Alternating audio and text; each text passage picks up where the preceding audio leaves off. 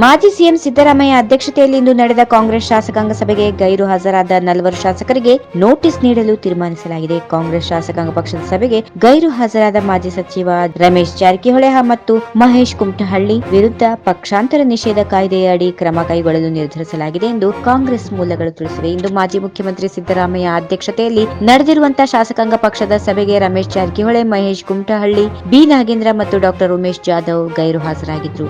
ಇವರಲ್ಲಿ ಆರೋಗ್ಯ ಸಮಸ್ಯೆಯಿಂದ ಸಭೆಗೆ ಹಾಜರಾಗಲು ಸಾಧ್ಯವಾಗುತ್ತಿಲ್ಲ ಎಂದು ಡಾಕ್ಟರ್ ಉಮೇಶ್ ಜಾಧವ್ ಅವರು ಸಿದ್ದರಾಮಯ್ಯ ಅವರಿಗೆ ಫ್ಯಾಕ್ಸ್ ಮೂಲಕ ಸಂದೇಶ ರವಾನಿಸಿದ್ದರು. ಕೋರ್ಟ್ ಕೇಸ್ ಕಾರಣದಿಂದಾಗಿ ತಾವು ಸಭೆಗೆ ಹಾಜರಾಗಲು ಆಗುತ್ತಿಲ್ಲ ಎಂದು ಬಿ ನಾಗೇಂದ್ರ ಅವರು ಕರ್ನಾಟಕ ಕಾಂಗ್ರೆಸ್ ಉಸ್ತುವಾರಿ ಕೆಸಿ ವೇಣುಗೋಪಾಲ್ ಅವರಿಗೆ ತಿಳಿಸಿದ್ದರು ಎಂದು ಹೇಳಲಾಗಿದೆ. ಗೈರು ಹಾಜರಾದ 4 ಶಾಸಕರಿಗೂ ಕಾರಣ ಕೇಳಿ ನೋಟಿಸ್ ನೀಡುವುದು. ತಮ್ಮ ಗೈರು ಹಾಜರಿ ಬಗ್ಗೆ ತಿಳಿಸಿರುವ 2 ಶಾಸಕರಿಗೆ ವಿನಾಯಿತಿ ನೀಡಿ ಯಾವುದೇ ಮಾಹಿತಿಯನ್ನು ನೀಡದೆ ಶಾಸಕಾಂಗ ಪಕ್ಷದ ನಾಯಕ ಸಿದ್ದರಾಮಯ್ಯ ನೀಡಿದ ವಿಪ್ ಉಲ್ಲಂಘಿಸಿರುವ ರಮೇಶ್ ಜಾರಕಿಹೊಳಿ ಮತ್ತು ಮಹೇಶ್ ಕುಮಟಹಳ್ಳಿ ಅವರನ್ನ ಪಕ್ಷಾಂತರ ನಿಷೇಧ ಕಾಯ್ದೆಯ ಅಡಿ ಶಾಸಕ ಸ್ಥಾನದಿಂದ ಅನರ್ಹಗೊಳಿಸುವಂತೆ ವಿಧಾನಸಭಾ ಅಧ್ಯಕ್ಷ ರಮೇಶ್ ಕುಮಾರ್ ಅವರಿಗೆ ಶಿಫಾರಸು ಮಾಡುವುದು ಎಂದು ಸಭೆಯಲ್ಲಿ ತೀರ್ಮಾನಿಸಲಾಗಿದೆ. ಈ ವಿಡಿಯೋ ನಿಮಗೆ ಇಷ್ಟವಾದಲ್ಲಿ ಲೈಕ್ ಮಾಡಿ, ಶೇರ್ ಮಾಡಿ, ಸಬ್ಸ್ಕ್ರೈಬ್ ಮಾಡಿ.